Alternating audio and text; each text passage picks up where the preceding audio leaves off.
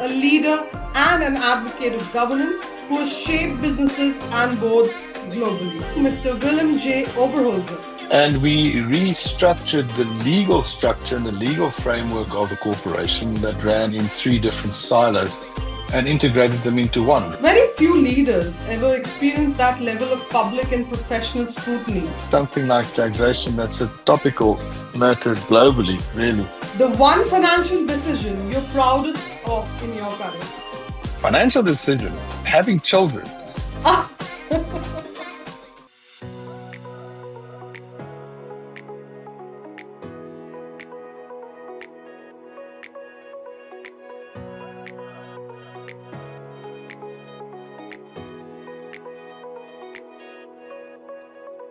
Hi everyone, and welcome back to FaceTime with Leaders, powered by Directors Institute World Council of Directors.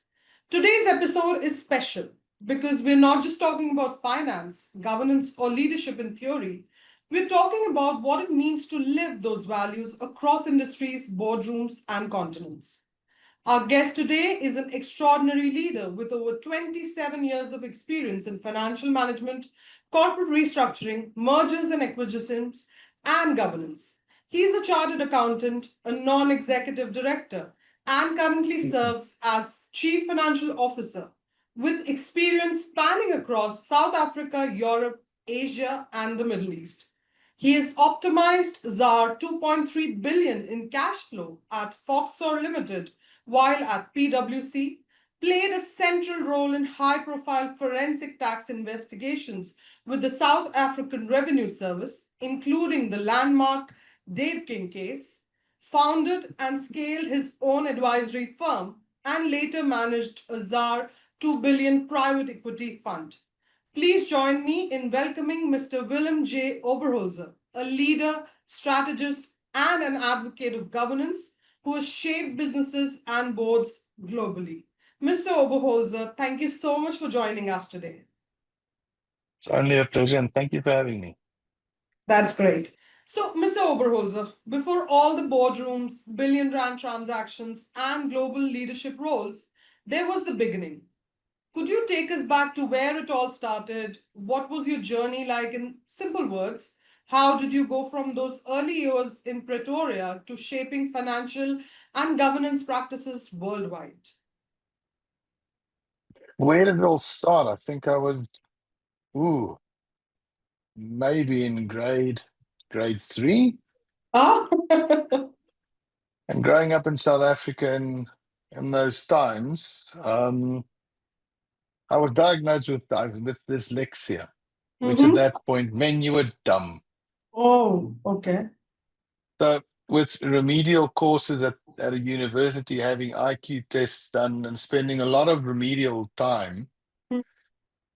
it got me, and after having dyslexia, having it explained to me, Right. I had to force my mind to work differently. Right. In other words, not to see a problem as a stoppage, but as a building block. It's something that you need to work around, and that's where the whole journey really started. Wow.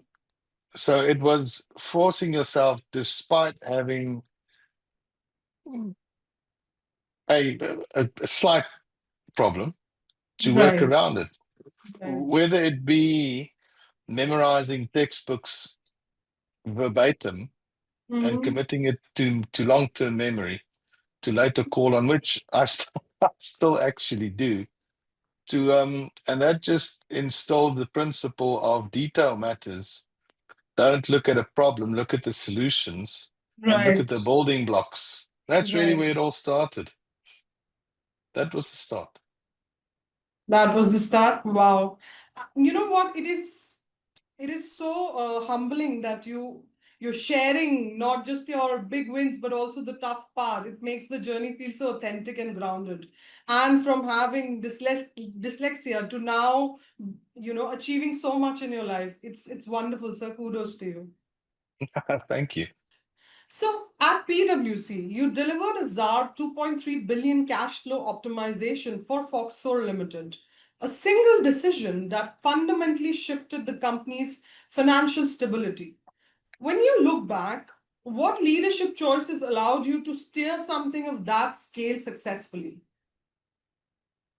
Whether I steered it or instigated it is still a matter of debate.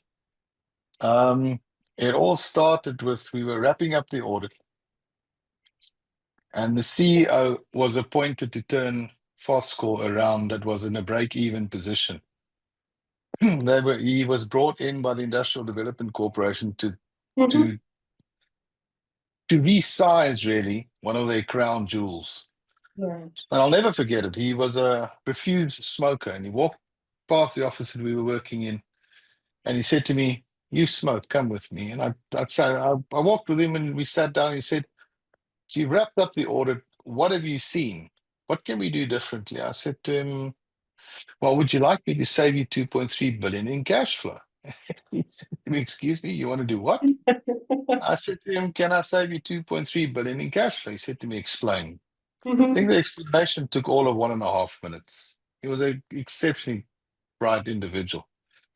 And we restructured the legal structure and the legal framework of the corporation that ran in 3 different silos and integrated them into one, resulting in a 2.3 billion cash flow saving by integrating the downstream manufacturing with the upstream mining and utilizing the development initiatives in the country at that time, which resulted in a 2.3 billion cash flow. And what I took from that whole experience was the only time that a change in a corporate entity will occur is if there is like-minded individuals Absolutely. that want to turn a corporation around and make it work. Right. If you do not have the buy-in from the boardroom for a change, it won't happen. And unfortunately, people deal with people. As much as we would like to see a corporate entity on its own, its identity is around the boardroom table. Absolutely, absolutely. Wow. The way you described the tough time preceding the big breakthrough truly brought the boardroom experience to life. And I also appreciate that your focus extended beyond the numbers to the people involved and the valuable lessons learned along the way. So thank you so much for sharing that with us. Okay. All right. So you were entrusted by the South African Revenue Service to lead forensic tax investigation in some of the country's most high-profile cases, including the landmark Dave King matter. Very few leaders ever experience that level of public and professional scrutiny. How did you balance technical precision with the immense pressure of those moments? It wasn't easy. There were threats to my life. There were threats to my family. Oh my We God. worked in secure server rooms and data rooms. And I'll never forget, I read a quote that said, the only way to bring down a king is to apply the rule of man. So we buckled down and we took all emotion out of it. We looked at every transaction in isolation, looked at the tax consequences of every transaction, and ensured that it was applied strictly according to the law. Right. It ended up in a report that took more than 3 years of investigative work and drafting, sitting with senior counsels Wow. for months at end to get the reports into a final format. Right. And it really it forced you to take emotion out of the issues and to look at each part and every single transaction in isolation, Right. to understand the why, and then really to stick to your guns, because we were under scrutiny. You can understand in a matter like that, you would be under scrutiny and attacked by your own counsel, by opposing counsel, by the tax deviants. And really, that teaches you to stick to your guns, emphasizes the importance of the counsel that you're working with, Right. the competency of the team that you're working with, and really buckling down and doing the grunt work, going through the detail yourself and understanding it. Right. Tough times. Tough times. Yeah, absolutely. And the way you conveyed both the weight of the responsibility and the intense personal pressure truly brought those moments to life. It's really hard to imagine what you and your team must have gone through. And I especially appreciated how you highlighted not only the technical complexity, but also the resilience and leadership it demanded of you. So kudos to you. Thank you. I think it all started with assessments that was raised in haste. Right. And to really understand that something like taxation, that's a topical matter globally, really, comes back to the legislation. You have to understand the legislation. You have to tie the legislation back to the commercial reality of the transactions. Right, right, absolutely. Something, I've heard for the first time and talked to a person who dealt with something like this for the first time. So it's really, I can't even imagine what you must have gone through at that point of time. It's scary. It it Yeah, it it, it does teach you to keep your composure. absolutely, absolutely. So you didn't just advise businesses, you build them. You founded Probity Advisory, scaled it to an empowerment practice with 50 professionals, and later managed a ZAR 2 billion private equity fund. From founder to fund manager, what did these journeys teach you about leadership at the intersection of entrepreneurship and governance? I think you need to understand. Let's start with why the change from a corporate environment to starting businesses and equity funds. I think you get to a point in your career where you realize that you have to align yourself to your core values. Right. Um, and what really rallied me up and got me to make the fundamental shift from being an employee to an entrepreneur Mm-hmm. was the entitlement that you start to get with older leaders, Mm-hmm. especially in professional organizations, where there Right. is an entitlement. And I'll never forget, I sat in a boardroom and the statement was made, well, that's how the older people extract value. Mm-hmm. And I said to myself, well, is it acceptable, yay or nay? Principles sometimes are expensive things. So I stuck to my principles. I said, well, it doesn't work that way. Right. Um, and I opted to step out. Now I bought my freedom from the corporate shackle the hard way through long hours, sleepless nights, tightening purse strings, and really understanding what it takes to build a business from the ground up. Um, Right. and we started solving complex problems for clients. One of which was a request to find a solution to a problem that eventually led to the formation of a private equity fund Okay. that we started. We merged that with two other equity funds. And eventually I stepped back out of a direct operational role to a non-executive chairman role. And later I exited the fund in totality. And that just, you get the right people in the right positions. And once it's reached a maturity level, you can step out and Right. let the children run on their own. Wow, wow. The way you describe that leap from advisor to entrepreneur makes the journey feel so very real. And I also appreciate how you shared not just the successes, but also the struggles of scaling. And that honesty is so refreshing. So thank you. Well, it's a pleasure. There's nothing to hide in these journeys. That's how you learn. Absolutely. And it shows how leadership evolves as the stakes grows. So Yeah. yeah. And All and right. it really brings corporate governance to the fore. Absolutely. That Absolutely. if you're sitting with a board that doesn't understand corporate governance, that thinks it's a nice to have, and you stick to your principles, and that if you believe in governance and you've got a board that doesn't believe in governance, it's time to step Right. away. You have to. Absolutely. Absolutely. Five. So you've served as a non-executive director, guiding organizations even through critical wind-down phases, situations where not just money, but people's livelihoods are on the line. In those moments, what does ethical leadership look like to you? It's doing the right thing, even when it's not popular. Wow. Inevitably, the control and the fate of the employees, the suppliers, the supplier networks vests in the hands of the directors. And I don't necessarily think that people always realize the responsibility and the weight of the responsibility that they carry. Right. So in winding up companies, it inevitably there's loss. There is a loss of livelihood of employees. Right.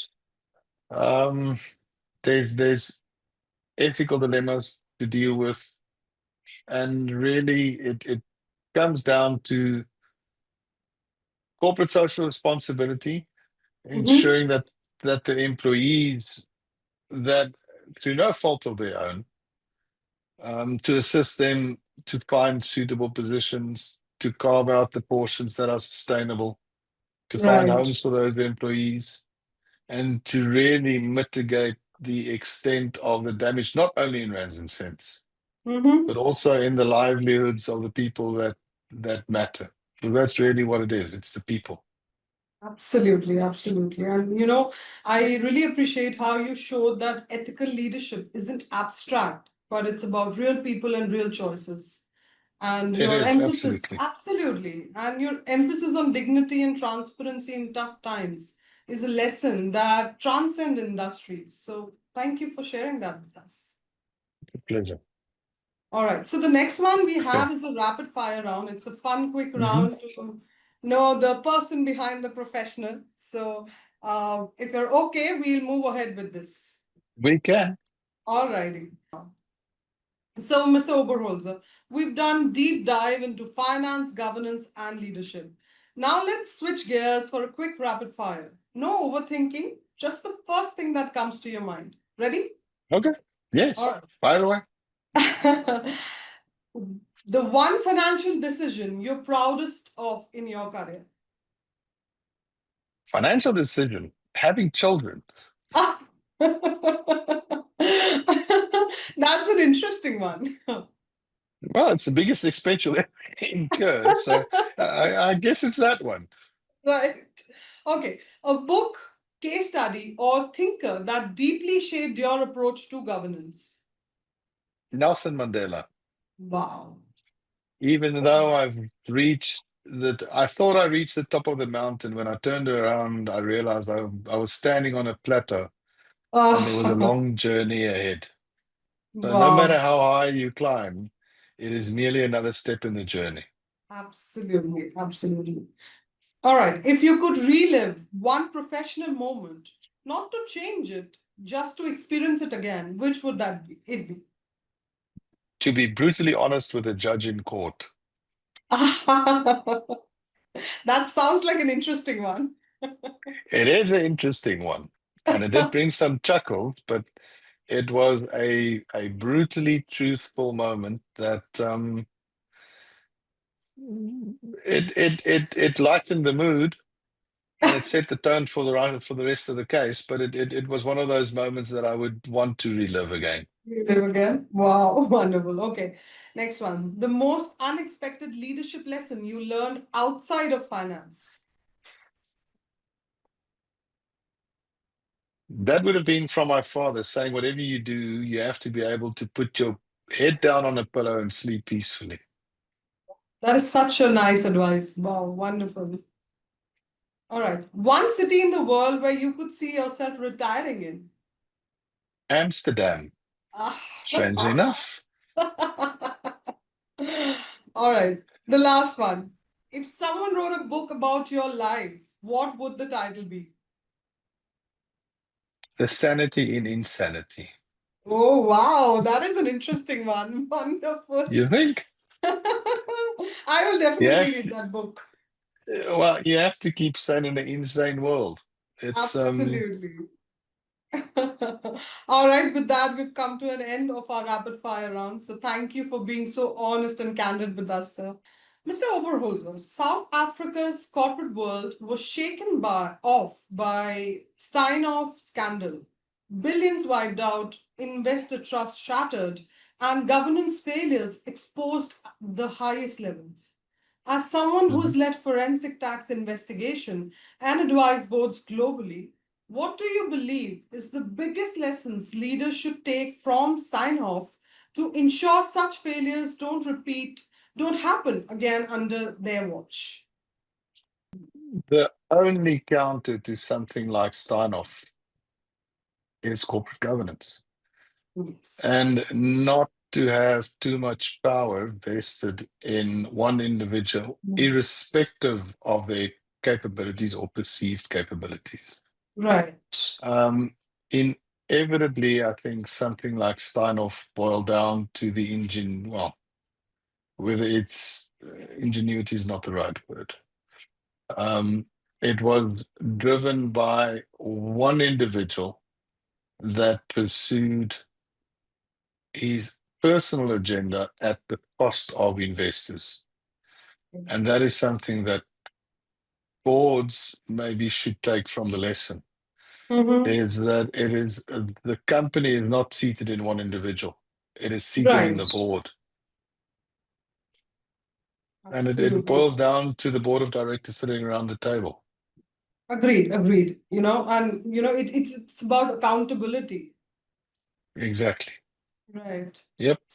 I was just saying that I appreciate how you framed governance as not as a checklist, but as, I said, as a culture of accountability. So, Yeah.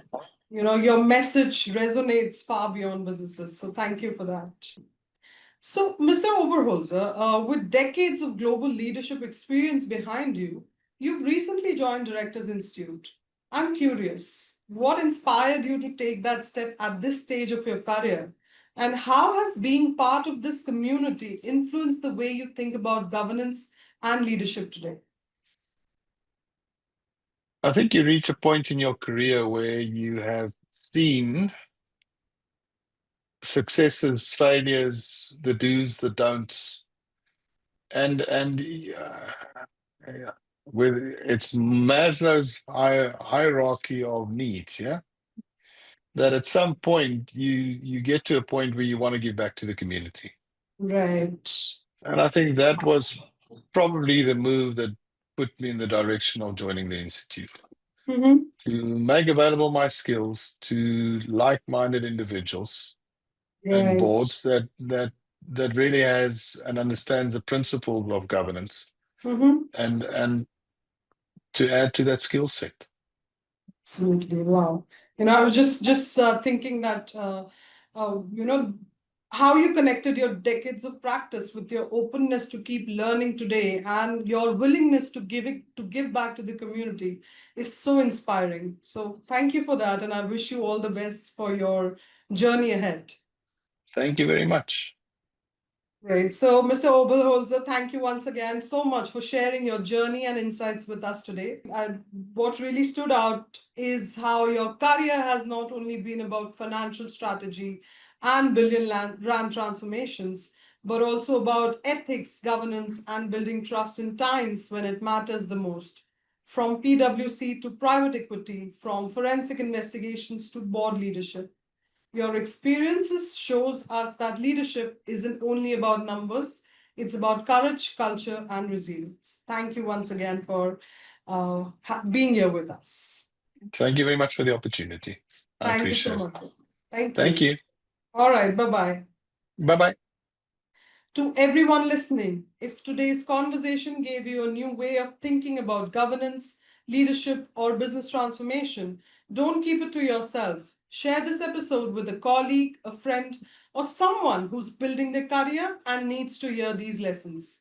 This has been FaceTime with Leaders, powered by Directors Institute. Until next time, keep learning, keep leading, and stay future ready. Thank you.